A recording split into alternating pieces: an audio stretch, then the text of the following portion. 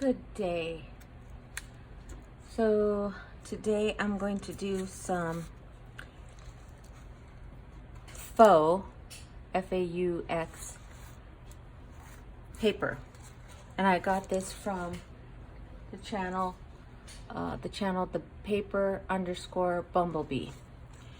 So go over and check her channel out because she's the one who showed me how to do this.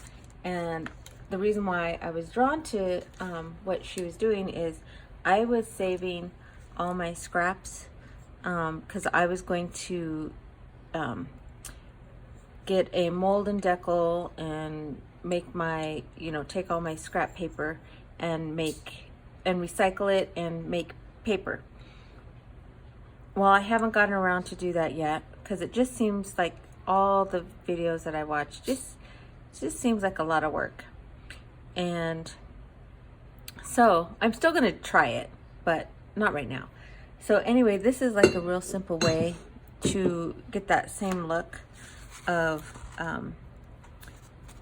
the handmade paper. And I used, on this one, I used some dried flowers, dried flower petals, some gold thread. I used some regular thread, and I used this really thick tea that I have, that it's getting old, so I thought I could use that really thick tea up, but it leaves it really bumpy. So of course, I don't think you can write on it. I mean, you could write on the back of it. Okay, real quick insert. The reason why the paper looks pink is because I dyed it the night before with some leftover tea. Just an FYI. So yeah. But then I used some mustard seeds, which they're really bumpy and some of them are falling off, see? So what I'm gonna use is just some regular leafy tea, and I got some more petals. And then I'm going to use some parsley seeds, since I found out my parsley is parsley and not cilantro. All right, so, and then of course that gold thread. And also I ran out of the cheesecloth, and here's the other piece. So again, you could actually write on it. It's a little bit bumpy, but to write on this side, it's probably not going to be too cool. But it's good for a background page. Gives it a lot of texture. So yeah. But anyway, I ran out of cheesecloth. So I found, I'm not sure if you guys can see them. There's those petals like you would use, think of a wedding, like the flower girl would drop these petals, and they're just like tulle fabric. I don't know if you can see it. Okay, another insert. Grab some tissue paper, thin tissue paper, just one layer. Go grab it now before we get started. So I'm gonna try those instead of the cheesecloth that I used here. And I'm actually going to use an envelope like the paper _ Bumblebee used. So I found a envelope. Let's get started. So I have my glue. She just used tacky glue, and she said to put a little bit of water in it. And I'm not sure if you could use Mod Podge. So, but I'm gonna follow her instructions. So I just took a little bit of tacky glue, and I made some. I still had some left over from making these ones. And also another thing that she said to make sure you do is don't put this like on a piece of magazine paper or regular paper. I'm using parchment paper, and that seemed to work because this peeled right off of it. Or wax paper, I guess, would work as well. Okay, so she just went ahead and put a generous amount of glue, of course using a brush that you don't want to really use for anything but glue or Mod Podge. Oh look, I already got hair on there. Probably from my cat or my dog. I have 2 cats and a dog. Alright, so I put a generous amount on there, and let's go ahead and put that leafy tea on first, the hard tea.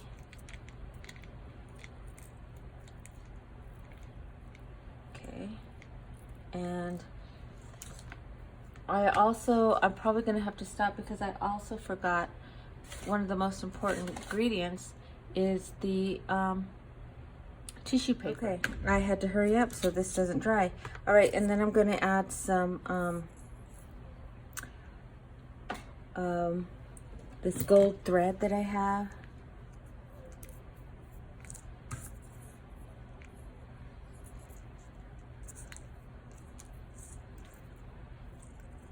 Is any getting onto the paper or the envelope? All right, and then I'm going to put some petals on here,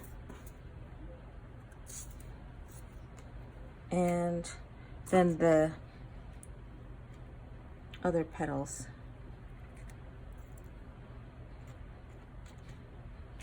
All right. So after this, we're going to put the tissue paper right over it and get a lot of the air bubbles out. And what she did to get the air bubbles out when she put the tissue paper down over it is she used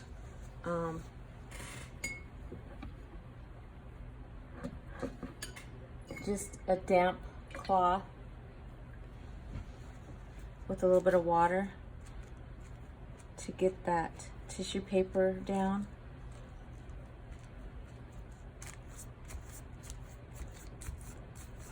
All right, so you can see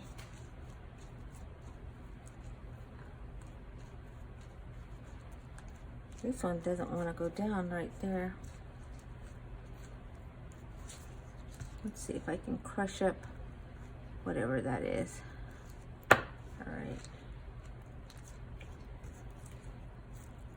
Let's add some more tissue paper right there. Okay. All right. So I got that down. And then I'm going to go ahead and do another coverage of the glue over on top of it.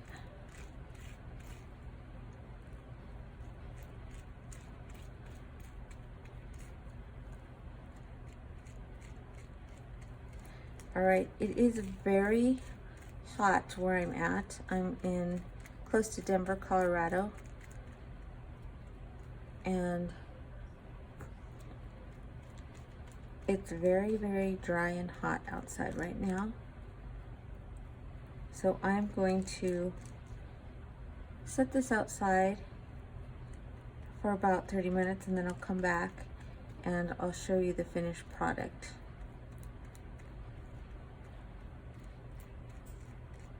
All right, I'm gonna clean up my mess, and I'll see you back here in 30 minutes. I'll snap my finger.